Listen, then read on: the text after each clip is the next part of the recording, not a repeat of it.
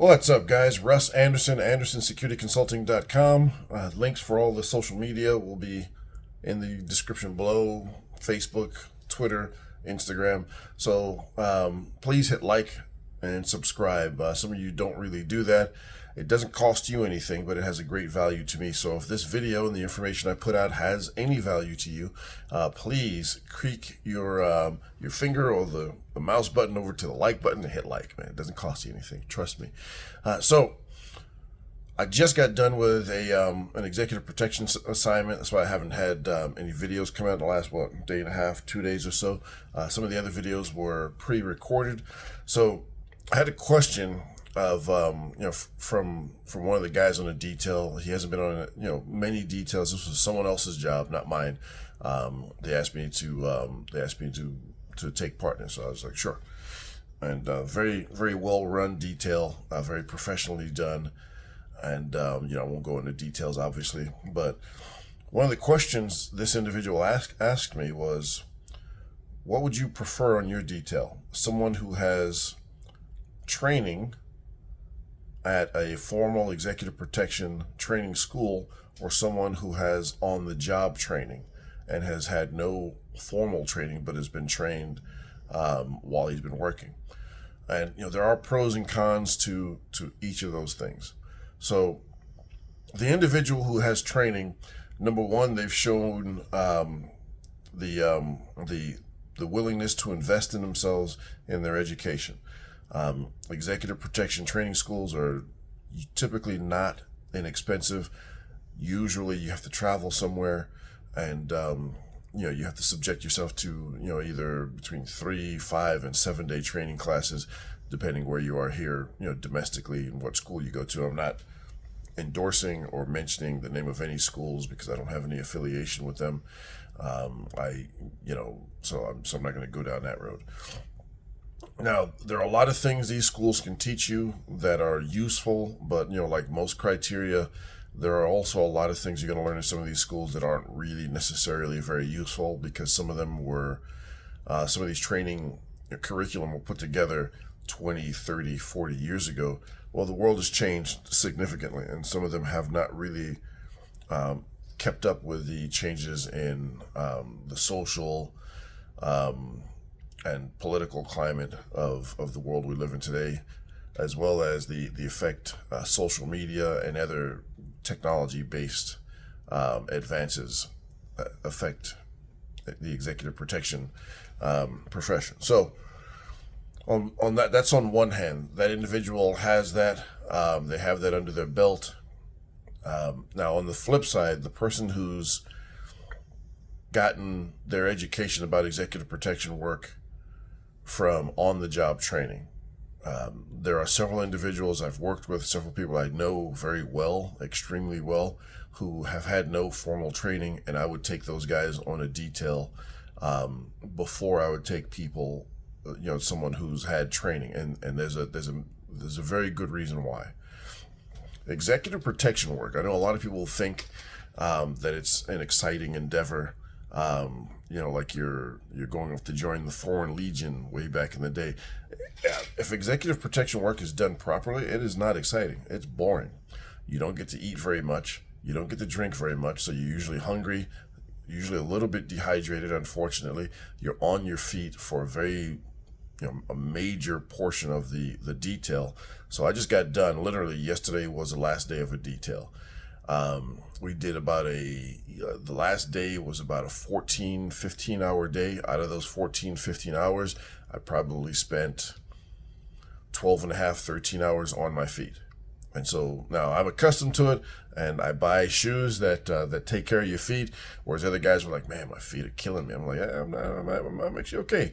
But also too, I've done this for so many years that I have a different level of tolerance. So the individual who's done this and learned, trial by fire, who's put himself in the arena and has had to deal with the rigors of an executive protection detail that you don't learn on a school, in a classroom environment, or even on a live simulation training.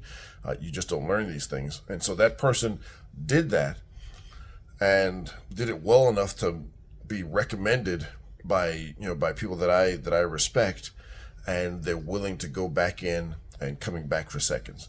That says a lot to me, because I've had people work for me on details that came straight from training classes, and halfway through the day they're like, when do I get a lunch break?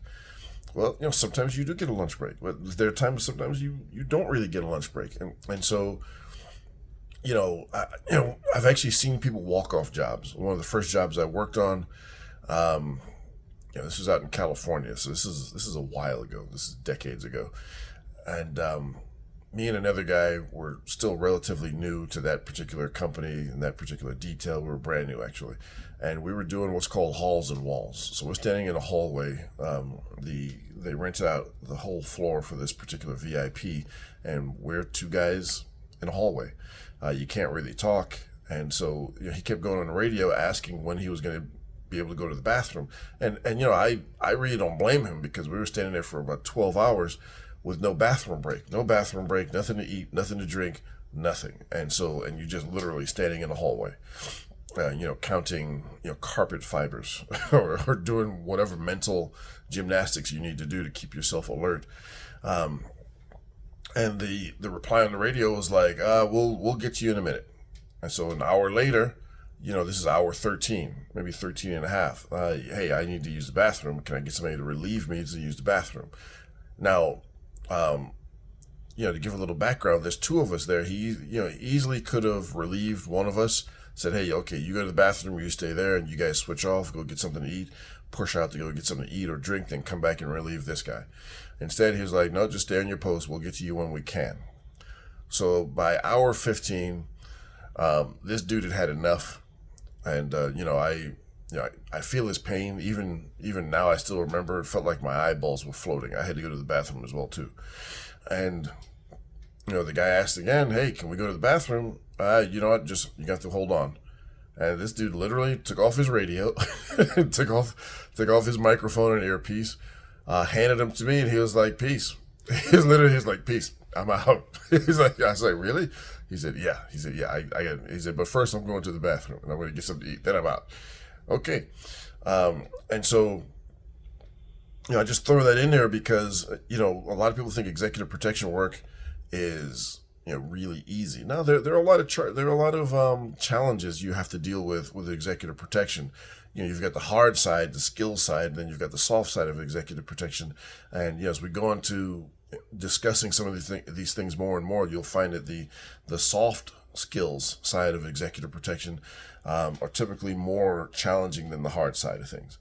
So when people hear executive protection, they think we're all dashing down the street, running next to limos, and chasing off a band of ninjas that might happen to be attacking our client, and nothing could be further from the truth.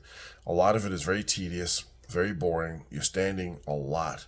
You're hungry, you're dehydrated, and many of the tasks you are going to be asked to perform might seem menial and trivial, but they are necessary.